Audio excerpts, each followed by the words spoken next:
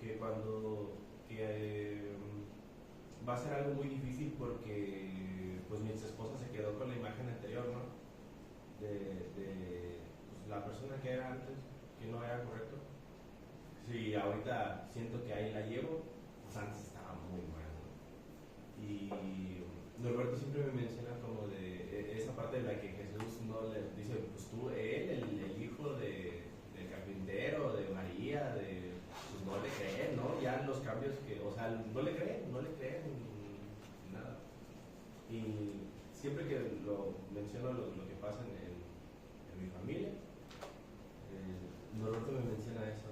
Y ubico que para mi ex esposa pues es un poco hasta como agresivo para ella que no, o sea, no sé cómo explicarlo, pero como que no cree, dice, no, como yo te conozco y lo que tú me estás mostrando ahorita, no te creo, ¿no? Y eso pues le molesta. Y aunque la relación es muy limitante con ella, siento yo que como se molesta, pues se desquita con nosotros, siento yo. Y como sabe que pues a mí me interesa mucho mi hija, o sea, pues, la amo y pues ahí sobre Sofía. La realidad es que ha estado muy complicado y te digo, el domingo pasado que estabas tocando el tema, yo dije, sí, sí es algo muy duro. Sí, bueno, o sea, esa persona siempre va a estar ahí, ¿no? O sea, nunca vas a dejar de ser esa persona. Sí. ¿No? O sea, Jesús nunca dejó de ser el hijo del carpintero. Sí. Y como te digo, la realidad es que sí, a veces pues pasan situaciones en donde sí como que comienza a temblar esa persona así por dentro y tengo yo que pues acudir a Dios y decirle que lo sujete porque que no me haga reaccionar de esa forma. Sí. Sí, en la medida en la que vayas entregando esas cosas, finalmente luego queremos como la anécdota del niño y el gatito, que se le muere su gatito y pues los papás así de, bueno, pues ya se murió, ¿no?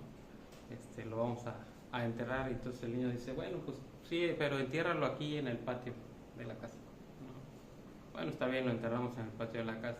Bueno, pero déjale la colita de fuera, ¿no? ¿Y para qué? Pues para que cuando me acuerde de él vaya y le acaricie la colita, ¿no? Y así somos con el pecado, ¿verdad? Así somos con todas esas áreas de nuestra vida que queremos seguir reteniendo, ¿no? O sea, Dios declara que eso tiene que morir, pero nosotros, bueno, sí, Señor, sí lo matamos, pero ahí donde me quede cerca, ¿no? Claro. Y realmente eso pues siempre va a traer consecuencias, ¿no? O sea, o está muerto o no está muerto, ¿no? O sea, no hay tres opciones. No hay tres opciones, por eso dice Jesús, o eres frío o eres caliente. Ojalá fueras frío o caliente, ¿no? O sea, ojalá te definieras, ¿no? Porque hay personas que finalmente están entre el azul y buenas noches, ¿no? Ay, sí, estoy de acuerdo con todo esto de Jesús. Ay, sí, era un gran maestro, ¿no? Ay, sí, qué bonitas enseñanzas, ¿no? Pues, los principios morales, sí, qué padre, ¿no? Pero cuando se trata de comprometerse, dice, no, bueno, pues está bonito, ¿no? Como un ideal, ¿no? Como un ideal, ¿no? Pero no como algo que tenga que afectar mi vida, como cuando elegimos el presidente, ¿no? Bueno, sí, vamos a elegir el presidente y sí, me prefiero y me cae súper bien y no lo quiero, y bueno, que tome sus decisiones, que haga su política interior y exterior, pero que no se meta en mi vida, ¿no? Sí, entonces lo puedo criticar, aunque yo lo elegí, lo puedo criticar, ¿no? Y puedo verlo y decir qué cosas no me gusta de lo que está haciendo, ¿no? Y digamos, a lo mejor está tomando algunas decisiones que me están afectando, y entonces cuando me está afectando sus decisiones, o sea, como por ejemplo ahora que a nosotros que somos un lugar turístico, que el dólar empieza a subir y a bajar, ya no me gustó. Ya no me gustó porque ya me está afectando a mi bolsillo, ¿verdad? Y entonces sí voté por él, pero ahora no me gusta lo que está haciendo. Y entonces empiezo a hablar mal de él, ¿verdad? Y realmente no funciona así. Queremos un Salvador, pero no queremos cambiar la manera en cómo vivimos. Sí queremos que nos salve, pero nada más que nos salve, que no se meta en nuestra vida, ¿verdad? Y no funciona así.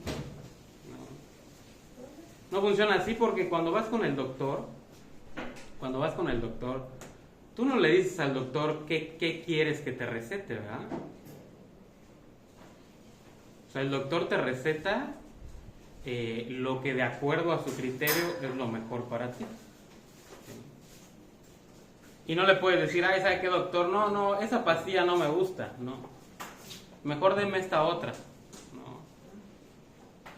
O sea, si el doctor te hace un diagnóstico adecuado y tiene y valora el juramento hipocrático que hizo cuando decidió ejercer su profesión, no va a sucumbir a un soborno, ¿no? Entonces te diagnostica y te receta lo que él considera que te va a ayudar, ¿verdad? Y no le puedes decir, ay, no, doctor, ¿sabe qué? Yo creo que no me voy a tomar ese medicamento y mejor me voy a hacer un caldito de pollo o un caldito de verduras. Yo creo que eso es lo que me va a ayudar, ¿no? Y el doctor te va a decir, bueno, pues, o sea, es lo que tú quieras, pero pues, o sea, si vas a hacer lo que tú quieres, pues, ¿para qué vienes, no? O sea, ¿para qué vienes? O sea, si consideras que yo soy autoridad en esta circunstancia, pues debes de valorar lo que te estoy recetando. Y si no, pues ¿para qué vienes, no? Por eso mucha gente no iba al doctor. Ah, no, ya sé, y va y se compra el medicamento, y se compra el medicamento del otro. Ya sé lo que me va a ayudar, ¿no? Porque no queremos una autoridad en nuestras vidas, ¿verdad? Lo mismo con Jesucristo. Él es el que establece los principios. ¿Sí? Y Dios no escribió la Biblia para ver si tú estabas de acuerdo, ¿no? Dios escribió la Biblia para establecer un testimonio, una revelación especial a la humanidad,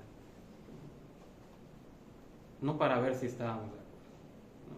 Entonces, por eso dice, ojalá fueras frío o caliente, ojalá te definieras. Si realmente crees las palabras de Jesucristo, Él mismo dijo, y hoy vamos a ver que Él mismo dijo que Él es Dios. ¿Sí? Y que la salvación implica una sustitución judicial de nuestra culpabilidad. ¿Sí? Dios es un juez y Dios ha decretado un juicio en contra de todo lo que Él estableció y que nosotros hemos ido en contra. O sea, no podemos agarrar la Biblia como si fuera un buffet, ¿verdad? Ay, esto sí me gusta, ay, esto no me gusta. No, yo prefiero las verduras, habrá alguien que prefiera la carne, habrá alguien que prefiera el arroz, ¿verdad? ¿No? Y tú te sirves lo que tú quieras, ¿no? Y entonces cuando ves la lista de los 10 mandamientos, bueno, pues pues no he matado a nadie, no, yo sé que pues, matar no está bien, pero pues de repente hay una mentirita piadosa que pues no le hace daño a nadie, ¿verdad? Cuando Dios dijo que mentir está mal, ¿no? Y además mentira piadosa es una contradicción, ¿verdad? Porque piadoso es el que teme a Dios, ¿sí? Y mentir es ir en contra del principio de Dios. Entonces no existe la mentira piadosa porque o teme a Dios y no miente, o no teme a Dios y miente, ¿verdad? No existe una mentira piadosa, ¿no? Entonces no podemos, digamos, estar agarrando los principios de la palabra de Dios como un buffet, y esto sí me gusta, esto no me gusta, ¿no? Como en el caso del matrimonio, ¿verdad? Entonces Dios dice, pues ojalá y te definieras, ¿no? O sea, si vas a seguir los estándares que establece el mundo, pues que te vaya bien, ¿no? Y si te vas a comprometer, pues comprométete verdaderamente, ¿no? O sea, no hay medias tintas, ¿no? Dice, porque a los tibios los vomitaré de mi boca. O sea, realmente el mensaje del Evangelio es claro, ¿no? Él estableció los principios y tú y yo quebrantamos los principios. Y no hay manera de resarcir el daño, ¿sí? Cuando tú cometes una falta, por ejemplo, nosotros que vamos al reclusorio cada semana, tú cometes una falta, ¿no? Y tú eres juzgado por esa falta. Tú no puedes apelar con el juez lo bueno que has sido, ¿sí? O sea, no puedes llegar con el juez, oiga juez, pues sí maté a esa persona, pero usted no sabe a cuánta gente ha ayudado, ¿verdad? Y he donado a la caridad, y he hecho eso, y he hecho lo otro, y el juez pues te va a decir, bueno, pues qué bueno que hiciste esto, pero no te estoy juzgando por lo bueno que hiciste, te estoy juzgando por el crimen que cometiste, ¿sí? Y eres culpable, ¿sí? Más del 50% de las personas que están en el reclusorio están ahí por asesinato, más del 50%. Y cuando les preguntas, oye, ¿tú te consideras que eres una buena persona? ¿Qué crees que dice la mayoría? Que son buenos. Y son unos asesinos. Uno de los que nos ayudaba al principio, que nos ayudaba con toda la dinámica de la iglesia ahí dentro del reclusorio, él era un sicario, ¿no? Y desaparecía a la gente, ¿verdad? Y la hacía cachitos y la desaparecía. Y eso, la idea es que lo podamos poner en perspectiva, porque finalmente no hay manera que apelemos a Dios con respecto a nuestra bondad. No nos va a juzgar de acuerdo a las cosas buenas que hicimos, sino a los crímenes que cometimos respecto a su palabra. A veces le preguntas a las personas, oye, ¿tú alguna vez has mentido? Ay, sí, pero cuando era pequeño. Sí, pero, o sea, es un crimen en contra de la palabra de Dios. Ay, es que antes era mentiroso y ahora ya no soy mentiroso. Sí, pero quebrantaste la ley, ¿sí? Y se te juzga por esos crímenes, ¿sí? Digamos, en eso... O sea, no sé si te ha tocado ver los documentales que 30, 40 años después los detectives resuelven crímenes, ¿sí?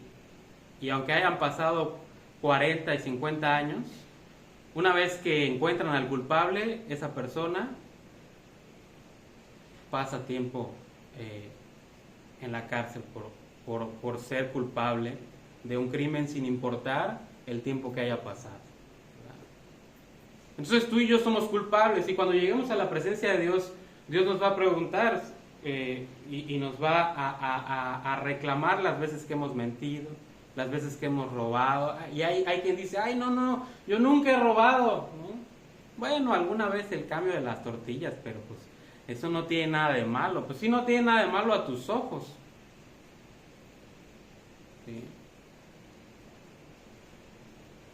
Hay quien dice, yo nunca he matado a nadie, pero dice Jesús, si tienes odio en tu corazón hacia otra persona, dice que la mataste en tu corazón. Entonces no hay manera que nos podamos sacudir esto, ¿sí? Se nos va a juzgar por cada una de las faltas en contra de los principios de la palabra de Dios. Es imposible escapar. No hay, dice Eclesiastés, no hay en esta tierra quien sea justo y nunca peque. No existe. Salomón, el hombre más sabio, dijo que era imposible, ¿verdad? Y entonces por eso vino Cristo. No solamente vino a morir por nosotros, vino a vivir por nosotros.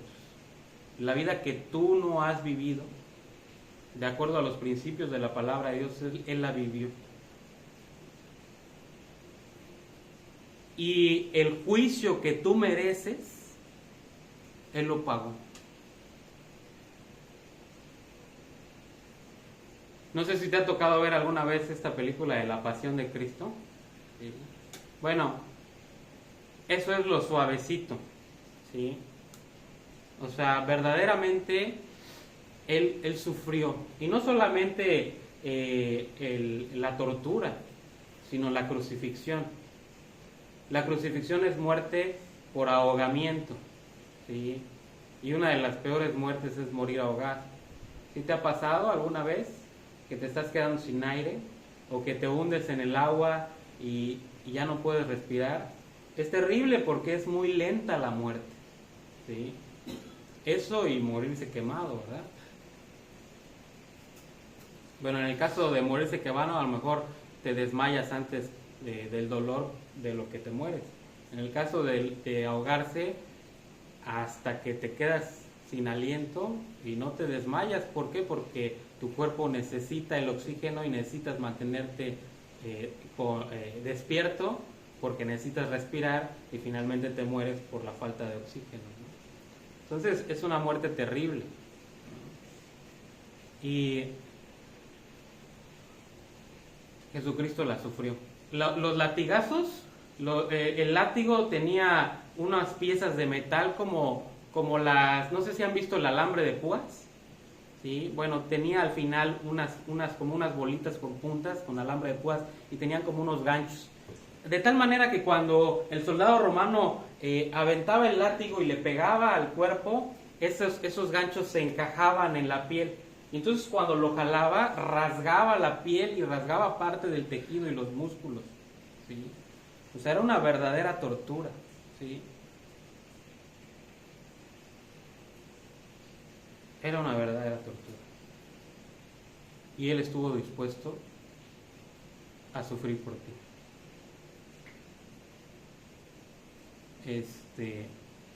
Realmente Él vivió por nosotros, sufrió por nosotros, murió por nosotros y resucitó por nosotros. No hay medias tintas con Cristo. O eres o no eres, ¿no? Y en la medida en la que vamos entregándole nuestra vida, Él va haciendo esa transformación. Pero eso es un ejercicio que vamos a tener que estar haciendo constantemente, ¿verdad? El día de hoy vamos a abrir nuestras Biblias en el Evangelio de Juan, capítulo 8.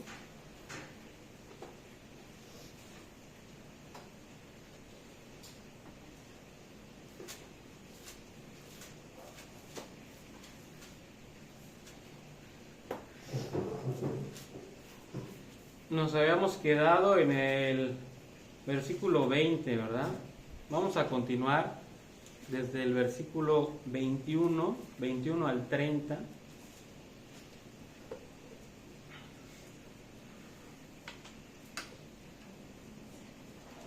Sí.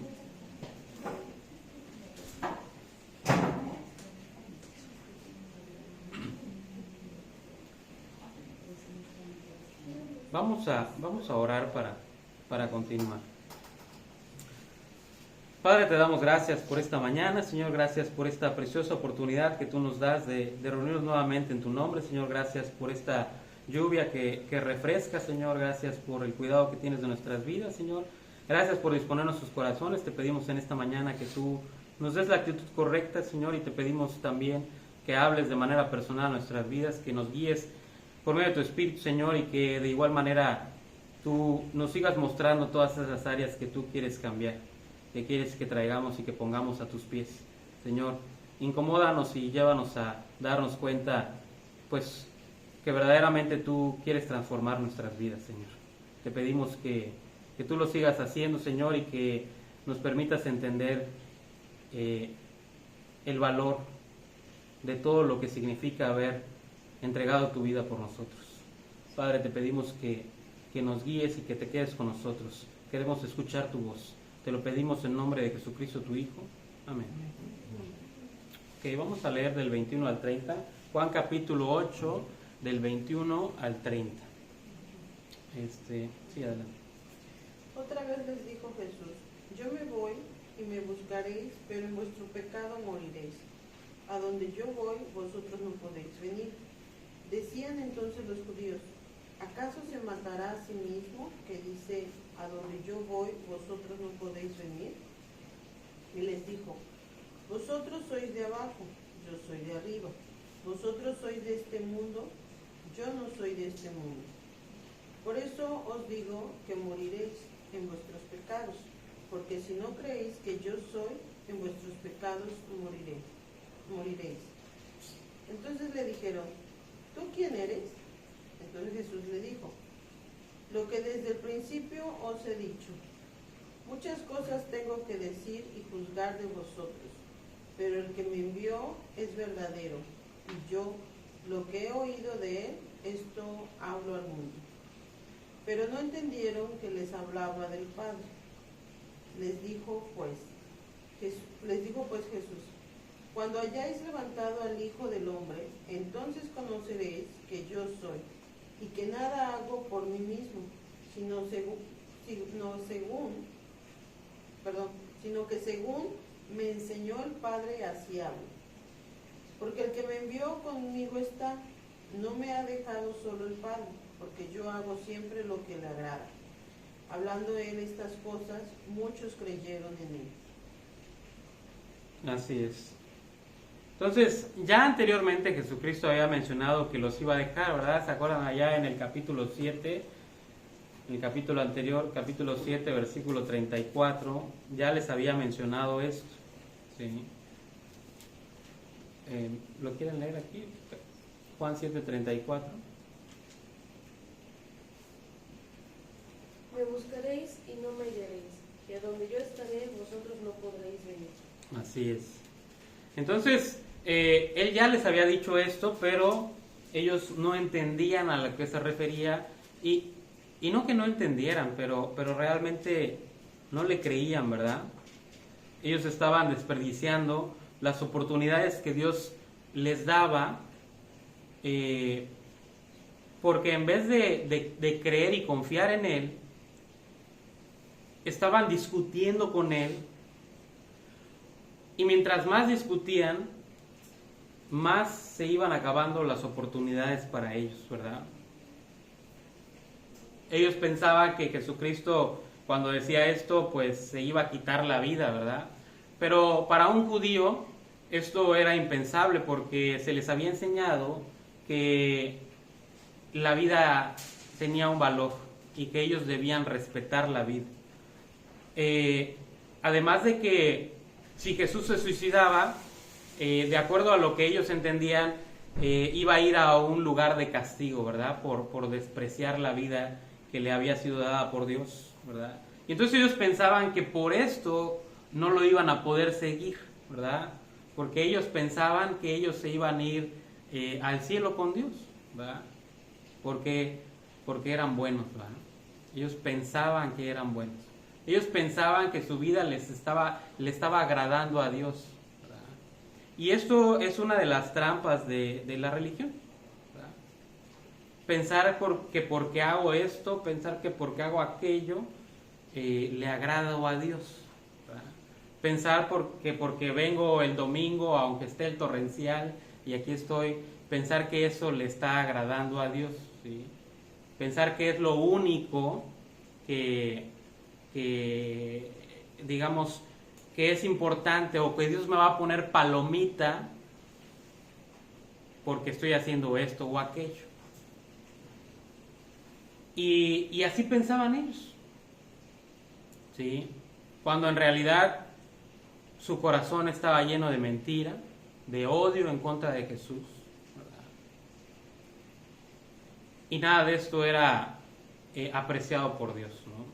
Entendemos que cada una de las cosas que hacemos no es sin valor, pero entendemos que si el corazón no está en el lugar que tiene que estar, no sirven de nada, ¿verdad? Nuestro corazón tiene que estar en el lugar correcto. ¿Por qué venimos? Porque amamos a Dios, porque queremos escuchar su palabra, porque queremos compartir un momento con nuestros hermanos en Cristo, porque esta comunión es parte de lo que Dios planeó para la iglesia. Pero no porque eso me vaya a dar un beneficio, no porque eso me vaya a hacer más santo, no porque eso me vaya a hacer mejor persona, ¿sí? No porque eso me vaya a hacer ganarme el favor de Dios. Ninguna de esas razones va a agradar a Dios. La única es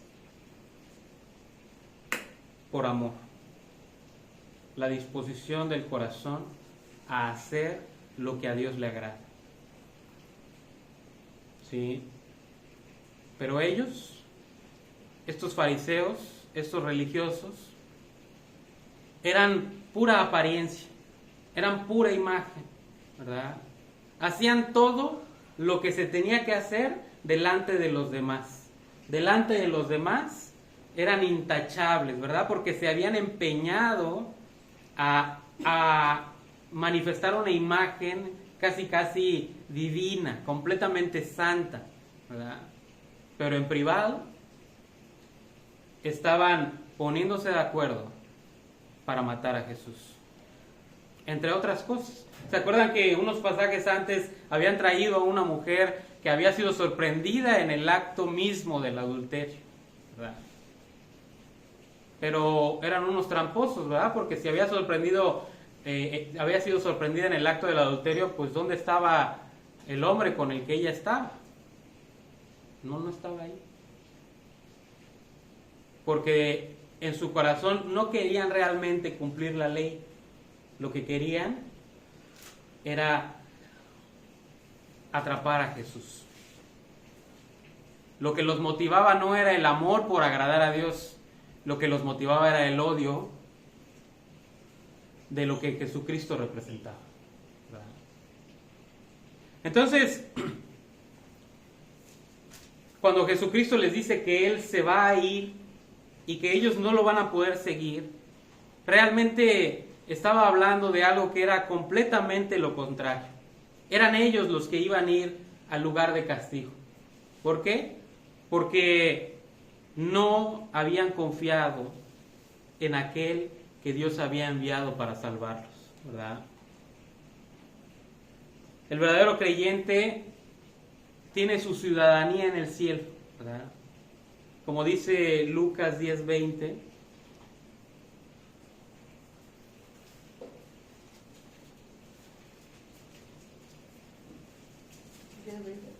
sí.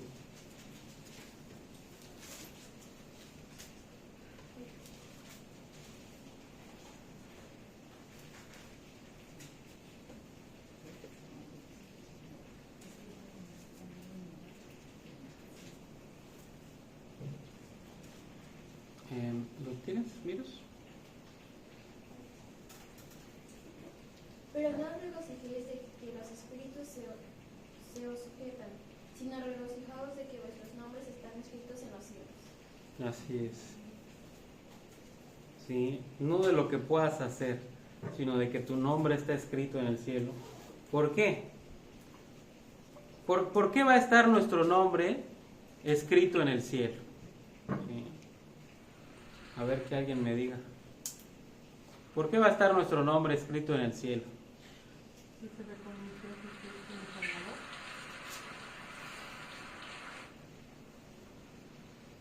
Porque creímos en Jesús, porque nos arrepentimos sobre todas las cosas de nuestros pecados y le aceptamos a Él como nuestro Señor y Salvador. Así es. Porque reconocimos que no podíamos salvarnos a nosotros mismos, que lo necesitábamos a Él, ¿verdad? Fíjense, Filipenses 3 del 20 al 21. Filipenses 3 del 20 al 21.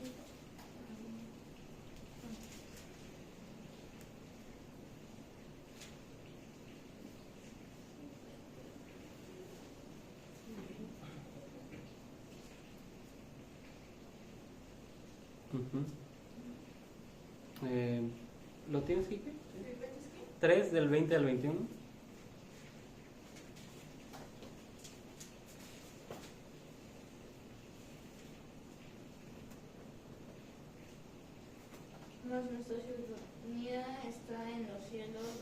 también esperamos al Salvador, al Señor Jesucristo, el cual transformará el cuerpo de la humillación nuestra para que sea semejante al cuerpo de la gloria suya, por el poder con el cual puede también sujetar a sí mismo todas las cosas. Así es.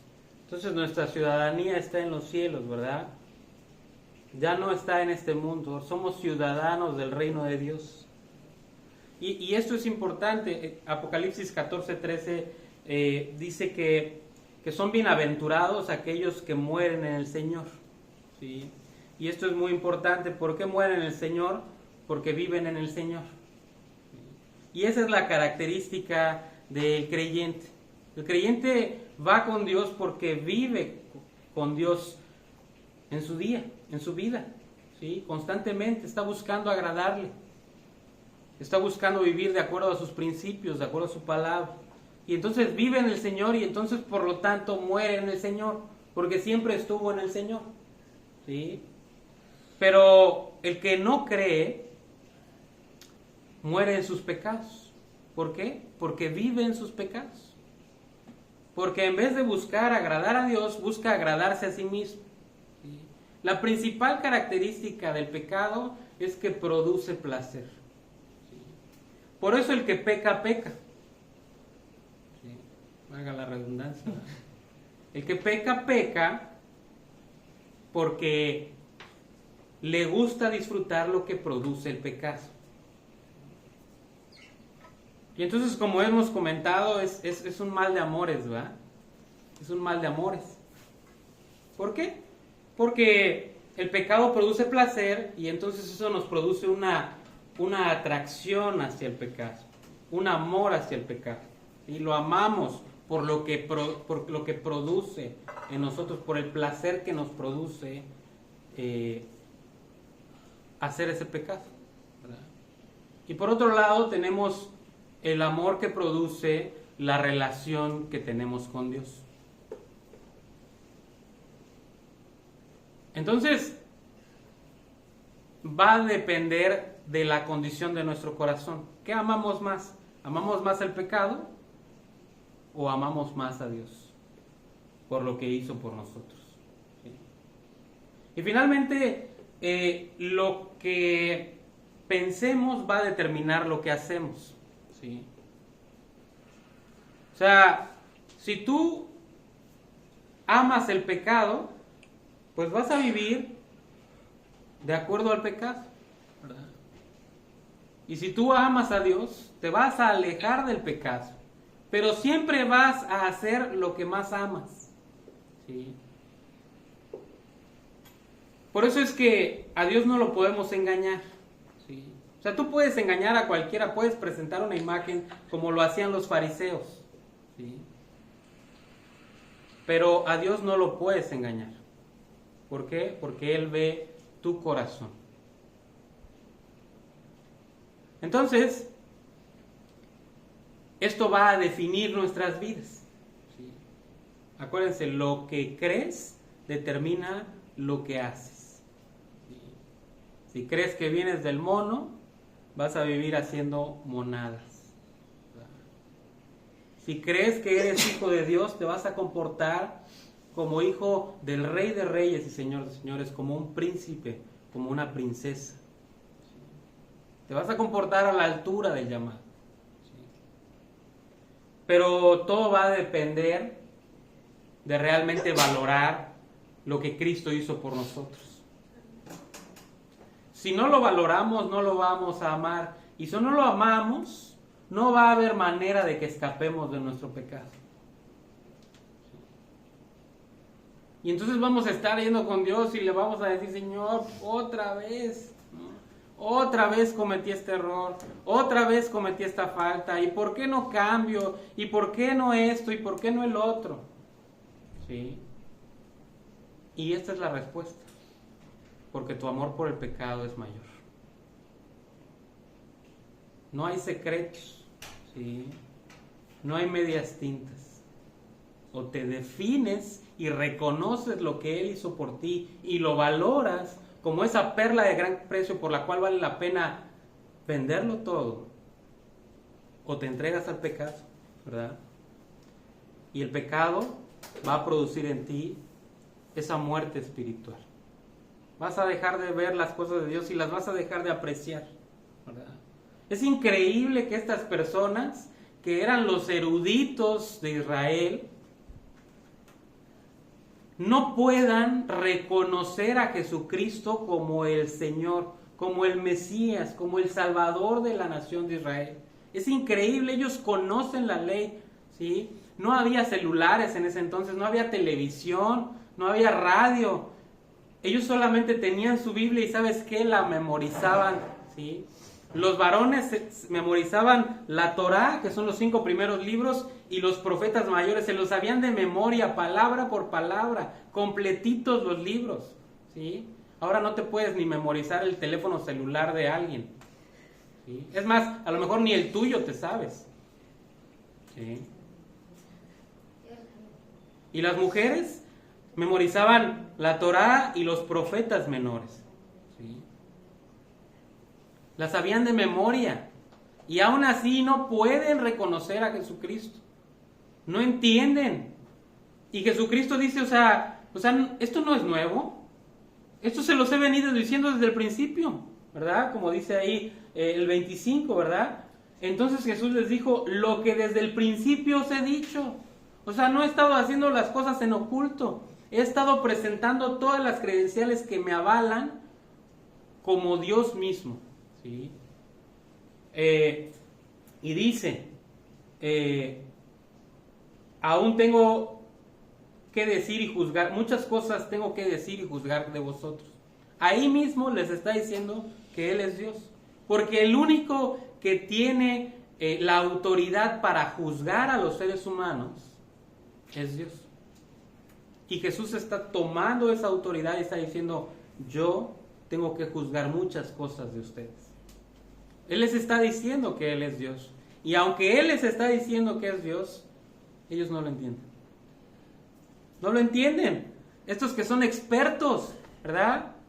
Que ya tienen toda su vida al lado de la palabra de Dios, la conocen de principio a fin. ¿Sí? Y aún así son incapaces de entender, no porque no puedan, sino porque no quieren. Porque aman más su pecado. ¿Sí? Y entonces Jesús les dice, o sea, como por qué tengo que darles nuevas referencias, como por qué tengo que darles nuevas pruebas, si las que ya les di no son válidas para ustedes. ¿Sí? Además de esto afirma que Él es el enviado de Dios Padre, ¿verdad? ¿Y cómo responden? Pues nuevamente no entienden lo que Jesús les está diciendo. Pero no porque no puedan, sino porque no quieren. Fíjense, algo que hemos mencionado en otras ocasiones es que la incredulidad es parte de la voluntad. El que no cree es porque no quiere creer, no porque no haya suficiente evidencia. Y ya hemos mencionado en otras ocasiones la cantidad de evidencia y la calidad de la evidencia. El que no cree es simplemente porque no quiere creer. No, es que no hay suficiente evidencia. Bueno, déjame decirte, no hay suficiente evidencia para nada. Para nada, absolutamente. ¿Sí? No sé cuántos tuvieron clase de historia en la escuela, ¿sí?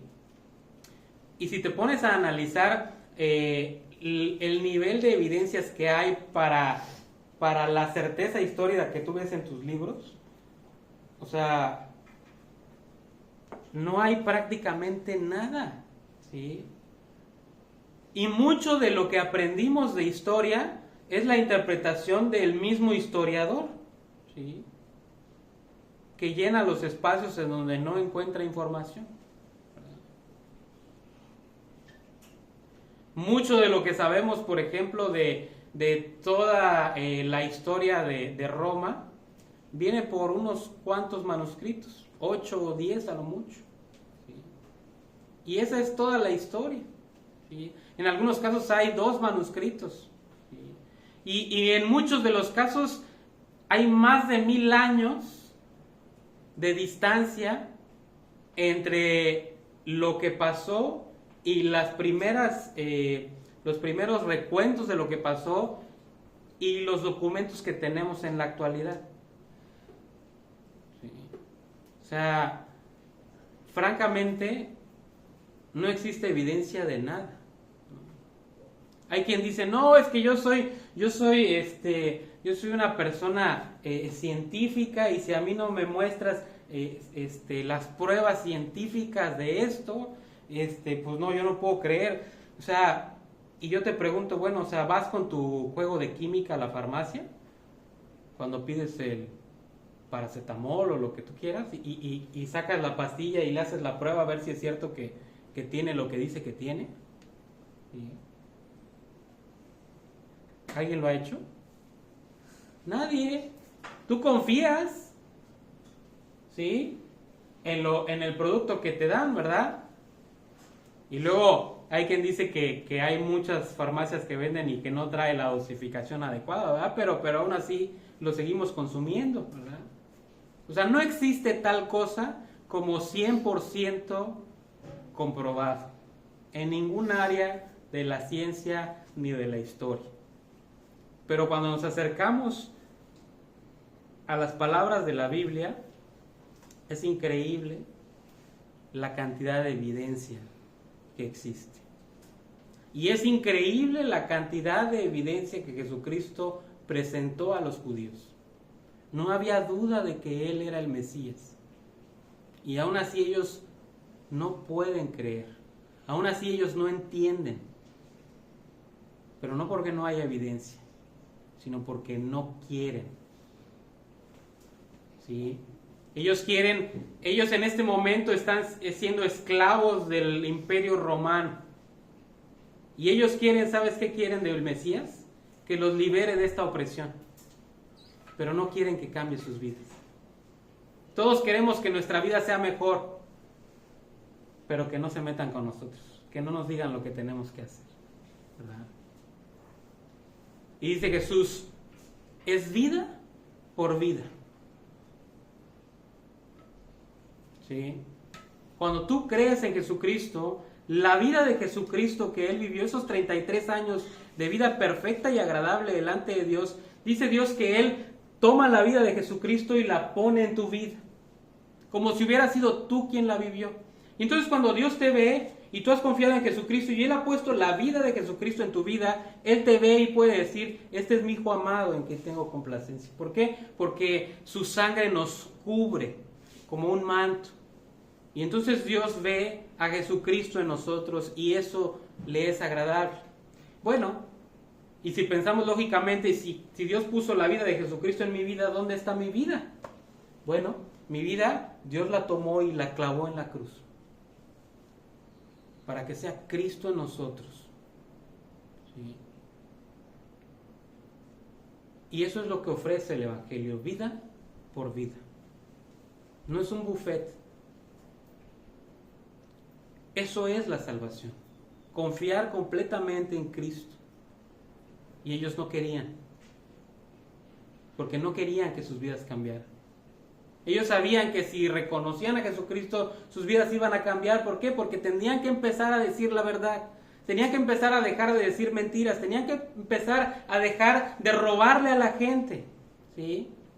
Ellos vivían en la opulencia y el pueblo se estaba muriendo de hambre. Ellos sangraban a las ovejas, como dice el capítulo de Ezequiel, ¿verdad? 34. Se las comían. ¿Sí? Y ellos estaban aprovechando del rebaño. Ellos no querían que su vida cambiara, ¿sí? Porque tendrían que reconocer su pecado delante de Dios. ¿Sí? Y entonces Jesús representaba un peligro para su estilo de vida.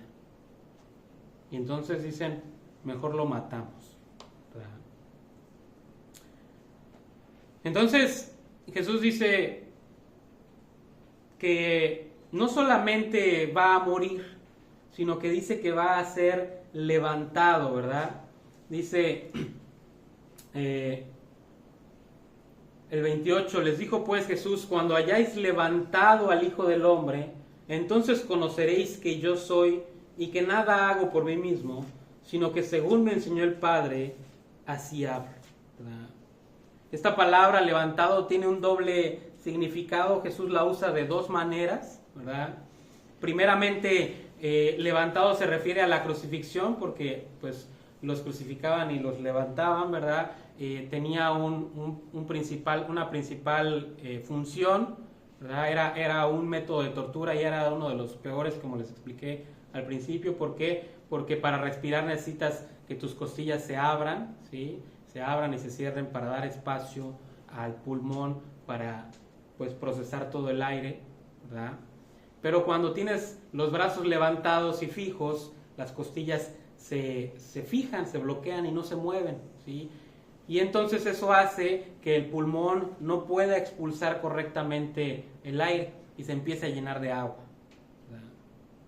Se empieza a llenar de agua, ¿sí? Se empieza a llenar de agua, que inclusive los pulmones tienen una función increíble, porque el aire lo infusionan en la sangre, ¿sí? El aire es un gas, ¿sí? El oxígeno es un gas y la sangre es un líquido, ¿sí? Bueno, hay un milagro que sucede ahí en el diseño de nuestros cuerpos, que entra el aire y el pulmón lo filtra, extrae el oxígeno y lo infusiona en la sangre, ¿verdad?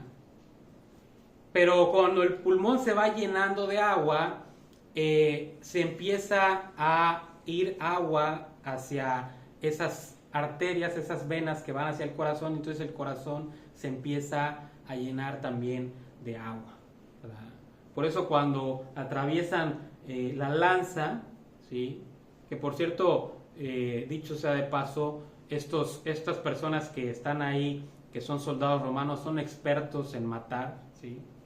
Y entonces cuando clava la lanza, no nada más la clava así, nada más como para ver si está vivo, la clava exactamente en el corazón, ¿verdad? Entre las costillas, y sale agua y sangre, ¿verdad? Porque el pericardio está lleno de agua por el esfuerzo que está haciendo de esto que les estoy explicando, ¿verdad? Entonces realmente era algo terrible, y Jesús hace referencia a esto de ser levantado en la cruz, ¿sí? Para que, como dice en otras ocasiones, para que sea visto por todos, ¿verdad? Y en otra parte explica también esto de ser levantado. Él ve todo este padecimiento, esto terrible que les acabo de comentar. Él ve todo esto como algo que lo glorifica y que glorifica a Dios, ¿sí? Esto es increíble. ¿Por qué? Porque Él no nada más está viendo sufrimiento. Él sabe lo que va a sufrir, pero Él está viendo este sufrimiento como algo que va a glorificar a Dios, ¿sí? Como algo precioso, ¿verdad? Como lo vemos en Juan 12, 23. Juan 12, 23.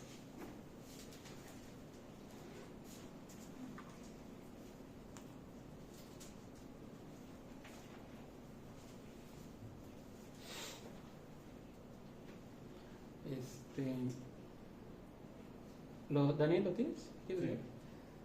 Jesús le respondió diciendo: ha llegado la hora para que el Hijo del Hombre sea glorificado. Así es, sí. O sea, él ve esto como algo que va a traer gloria, ¿sí?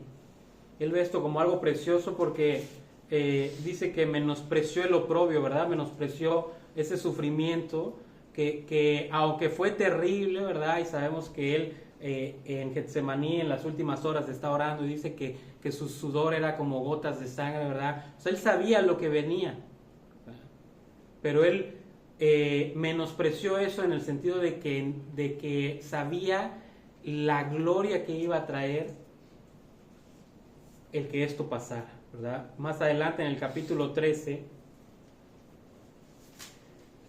versículos del 30 al 31.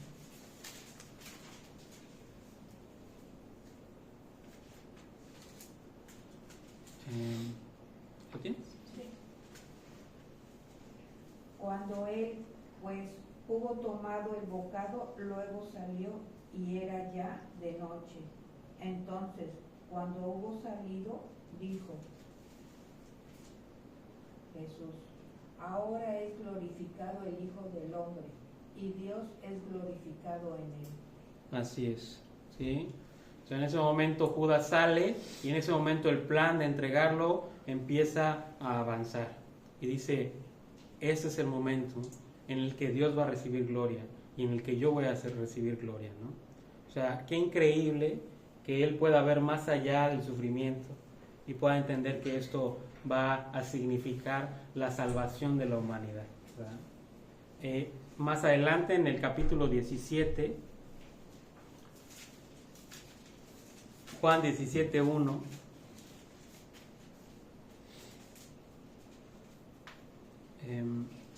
¿lo quieres leer? Estas cosas habló Jesús y levantando los ojos al cielo dijo: Padre, la hora ha llegado, glorifica a tu Hijo, para que también tu Hijo te glorifique a ti. Así es. Entonces, era tan evidente, ¿sí?, la manifestación de que Él era Dios, que aún cuando estaba ahí en la cruz, uno de los soldados romanos dice, o sea, no hay duda, ¿sí? Esta persona no era un erudito en la ley, esta persona ni conocía al Dios de Israel, pero dice esto, ¿verdad? Ya en Marcos 15:39.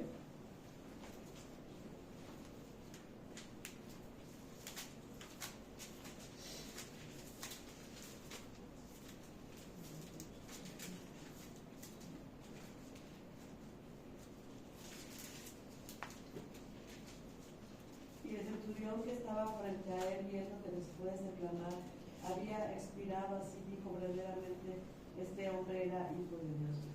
Así es, ¿no? O sea, aún una persona que no era religiosa pudo reconocer que verdaderamente Jesucristo era el Hijo de Dios, ¿verdad? Jesús siguió haciendo afirmaciones tremendas, ¿verdad? Vamos a volver a leer en Juan capítulo 8, el versículo 29, Juan 8, 29.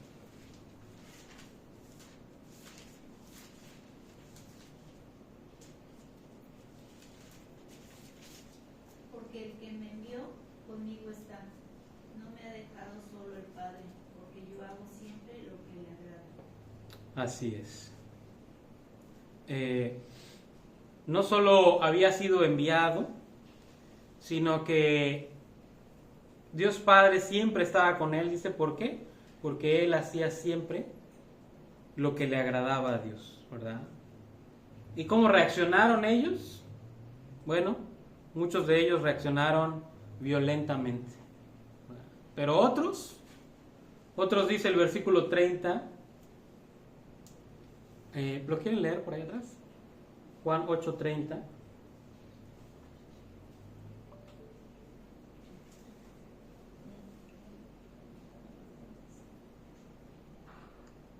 Hablando él estas cosas, muchos creyeron en él. Así es, ¿no? Entonces,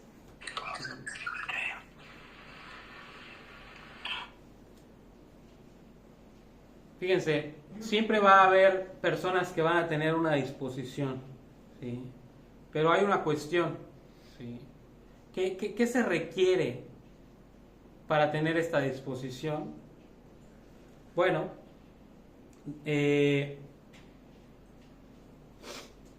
dice Jesús que tenemos que tener una actitud como tienen los niños, ¿verdad? Los niños no tienen ningún problema en reconocer que tiene que haber un creador, ¿sí? Porque las cosas son más que evidentes. Pero nosotros que somos adultos, nos cuesta trabajo porque eso le pega a nuestro orgullo, ¿verdad? Reconocer que necesitamos ayuda, reconocer que necesitamos salvación, Reconocer que necesitamos perdón, reconocer que nos equivocamos, reconocer que hemos fallado, reconocer que no podemos, ¿verdad? Todo eso nos cuesta trabajo, ¿verdad? ¿Por qué? Porque para reconocer al Salvador tenemos que reconocer nuestra necesidad y tenemos que clamar a Dios y tenemos que pedirle salvación, pero además tenemos que morir a nuestros pecados. No hay alternativa. Esto es lo que Dios ha establecido, ¿sí? O recibimos la salvación por gracia, o vamos a experimentar la condenación de la ley de Dios, ¿verdad? O andamos en luz y tenemos vida eterna, o andamos en tinieblas y experimentaremos la muerte eterna, ¿verdad? Fíjense, es muy importante esto y quiero comentar nada más para terminar. Dios no condena. Nosotros ya estamos condenados, ¿verdad? Es muy importante entender esto porque realmente Dios quiere salvarnos, ¿sí? El que no se quiere arrepentir manifiesta abiertamente que no quiere a Dios en su vida.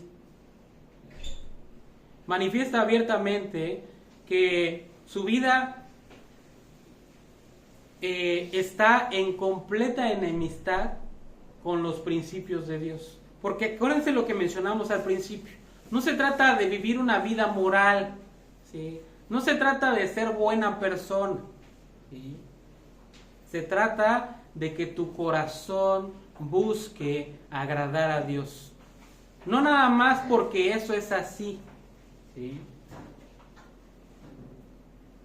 Sino porque estamos buscando que Dios verdaderamente se manifieste en nuestras vidas. Aquel que no quiere creer, no quiere a Dios en su vida. Y si no quieres a Dios en esta vida, cuando te mueras no vas a querer a Dios en la eternidad. ¿Sí? Porque dice que en ese lugar de castigo, dice, ahí será el lloro y el crujir de dientes. ¿Sí? ¿Por qué lloran? ¿No? Porque ven el lugar a donde llegan y lloran porque tuvieron oportunidad de arrepentirse y no lo hicieron. ¿Y por qué es el crujir de dientes? Porque a pesar de que se dan cuenta de su condición, aún así odian a Dios y crujen los dientes de rabia reclamándole: ¿por qué me enviaste a este lugar? ¿Sí? Aún en el infierno no hay arrepentimiento. ¿Sí? Por eso el castigo es eterno. Dios nos da muchas oportunidades, pero llega un momento en el que las oportunidades se van a acabar. Y nuestro corazón se va a endurecer a tal grado que ya no va a haber vuelta atrás. El día de arrepentimiento es hoy. El día de reconocer a Cristo es hoy. Y el día de entregar nuestra vida también es hoy. Esto es lo que constantemente Jesús le está diciendo a estas personas, y se los está diciendo porque los ama. ¿Sí? Más adelante vamos a ver un punto en el que Él va a llegar a la ciudad de Jerusalén y va a llorar. ¿Sí? O sea, ¿cuántas veces quise que vinieras a mí? ¿Verdad? ¿Cuántas veces busqué que te arrepintieras? ¿Cuántas veces te presenté mi amor? O sea, todo esto Jesús lo está haciendo en amor, ¿verdad? Porque Él pudo haber visto, ay, esa es bola de pecadores, ¿no? Y pudo haber mandado fuego del cielo y listo, ¿no? Pero Dios manifiesta su amor con nosotros en que, siendo aún pecadores, Él estuvo dispuesto a dar su vida por ti y por mí. Pero es hoy el día en que nos tenemos que arrepentir. Y es hoy el día en el que tenemos que permitirle a Él tomar el control de nuestras vidas, vida por vida. Verdaderamente eso es lo que Pedro les predicó, ¿verdad? Allá en Hechos.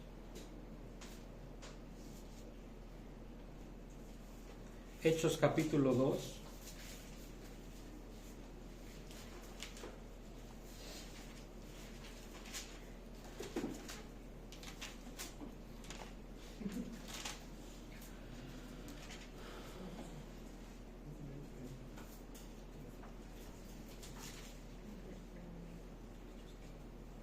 Fíjense, vamos a leer desde el 36.